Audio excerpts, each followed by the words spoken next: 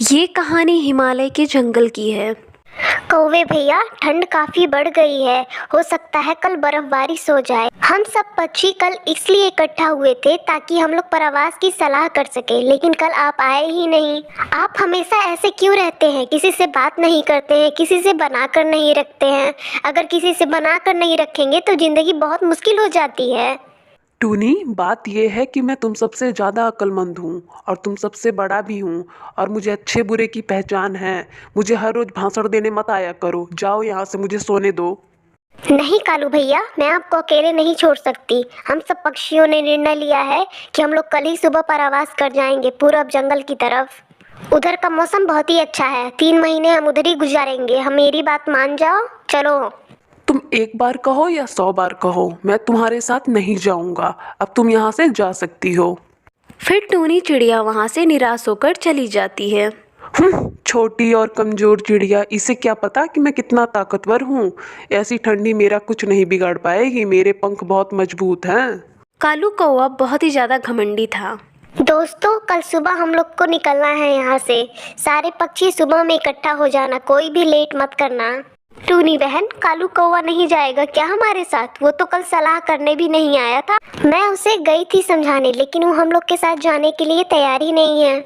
लगता है कालू कौवा पागल हो गया है। वो तो बर्फबारी में 2 दिन भी जिंदा नहीं रह पाएगा। और फिर सारे पक्षी अपने अपने घर चले जाते हैं। माँ, मुझे बहुत ठंड लग रही है। तू मेरे पास आ जा बेटा, बस आज रात की बात है। कल सुबह ही हम लोग प्रवास कर जाएंगे। फिर वो माँ बेटी सो जाती हैं और सुबह हो जाती है। सारे पक्षी कहे के मुताबिक एक पेड़ पर इकट्ठा हो जाते हैं। फिर सारे पक्षी प्रवास कर जाते हैं दूसरे जंगल के लिए। आज कितना अच्छा लग रहा है। जंगल में कितनी शांति है। जैसे लग रहा है ये जंगल पूरा मेरा है। मैं जहाँ मर्जी वहाँ जा सकता हूँ। ये ठंड मेरा क्या बिगाड़ेगी। फिर शाम हो जाती है और हल्की हल्की बर्फबारिश भी शुरू हो जाती है। वाह, कितना मजा आ रहा है। ये बर्फ तो ऐसा लग रहा है कि नरम नरम कपास गिर रही है। टूनी चिड़िया और उसके दोस्त शाम होने की वजह से एक पेड़ पर रुककर आराम करने लगते हैं। वो लोग वहीं पर रात बिताने की सोचते हैं। दूसरी तरफ कालू कौवा बर्फबारिश के मजे ले रहा था। तभी वहां पर एक पक्षी आता है। कौवे, मेरे झुंड के लोग पीछे आ रहे हैं। मैं थोड़ा पहले निकला था, इसलिए पहले पहुंच गया था।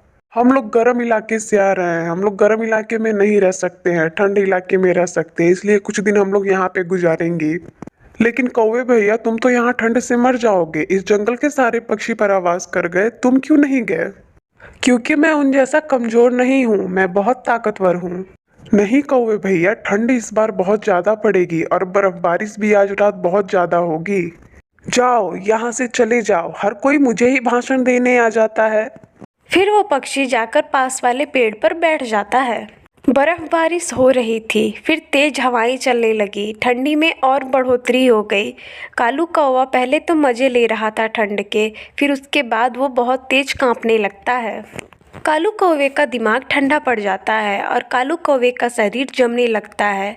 वो अपने पंख फड़फड़ाने लगता है जिससे कि उसका शरीर गर्म रहे, लेकिन उसके पंख भी साथ छोड़ देते हैं। वो एकदम जमकर गिर जाता है। पास में जो दूसरा पक्षी था वो जल्दी से कालू कौवे के पास आता है और उसके ऊपर बैठ जाता है, अपने शरीर की गर्मी देने लगता है। फिर कालू कौवे को थोड़ा सुकून मिलता है और सुबह हो जाती है। मैं जिंदा हूँ, मुझे तो विश्वास नहीं हो रहा है। हाँ कौवे भैया, आप जिंदा हो। तुम्हारा बहुत बहुत धन्यवाद। अगर तुम ना होते तो शायद आज मैं जिंदा भी ना होता। मैं आज यहाँ से जा रहा हूँ अपने परिवार को बताने कि यहाँ पर बर्फबारी शुरू हो गई है, ताकि हम लोग यहाँ पर कुछ दिनों के लिए आ जाएं। कौवे भैया, लेकिन तुम यहाँ से चले जाओ। हम तो सर्दी के मौसम के पक्षी हैं, हमें ठंड में रहने की आदत है, पर तुम यहाँ से चले जाओ। हाँ अजनबी पक्षी, मुझे सबकी बात मान लेनी चाहिए थी और परावास कर जाना चाहिए था। मैं अब यहाँ से जा रहा हूँ। मुझे रास्ते का अच्छे से पता है। मेरे साथी सब अभी ज़्यादा दूर नहीं गए होंगे, वो सब रास्ते में ही होंगे। मैं भी जा रहा हूँ, मैं उन लोगों को ढूंढ लूँगा। फिर कालू कौवा वहाँ से चला जाता है। वो बहुत तेज उड़ता है और तभी उसकी नज़र नीचे जंगल में पड़ती है। कुछ पक्षी वहाँ पर थे तो जल्दी से उनके पास जाता है। पेड़ के पीछे छुपकर उन लोगों को सरप्राइज देता है। सरप्राइज, मैं आ गया। सारे पक्षी कालू कौवे को देखकर हैरान हो जाते हैं। अच्छा हुआ कालू भैया, आप आ गए। फिर सब मिलकर दूसरे जंगल चले जाते हैं और खुशी खुशी रहने लगते हैं। सुंदरवन के जंगल में एक टूनी नाम की चिड़िया रहती थी अपनी 2 बेटियों के साथ। वो बहुत ही ज़्यादा गरीब थी। जंगल में कई दिनों से बहुत तेज बारिश हो रही थी। टुनटुनी जल्दी भाग, मैं तेरी बहन को लेकर भागती हूँ, कहीं ये घोंसला टूट कर ना गिर जाए। टुनटुनी अपनी माँ टूनी की बात सुनकर जल्दी से घोंसले से बाहर निकल आती है।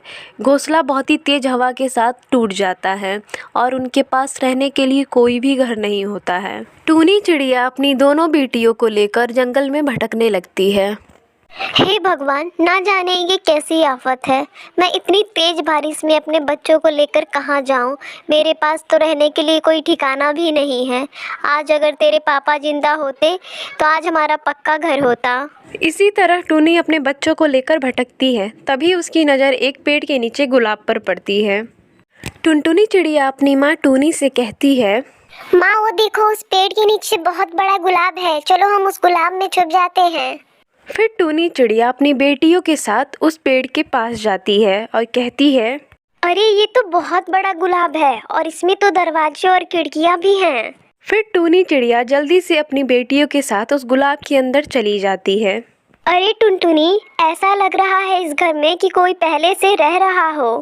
कोई बात नहीं माँ, चाहे इस घर में कोई पहले से रह रहा हो, लेकिन अब इस घर को छोड़कर हम लोग कहीं नहीं जाएंगे। तभी टूनी चिड़िया की छोटी बेटी चुनमुन उससे खाना मांगने लगती है।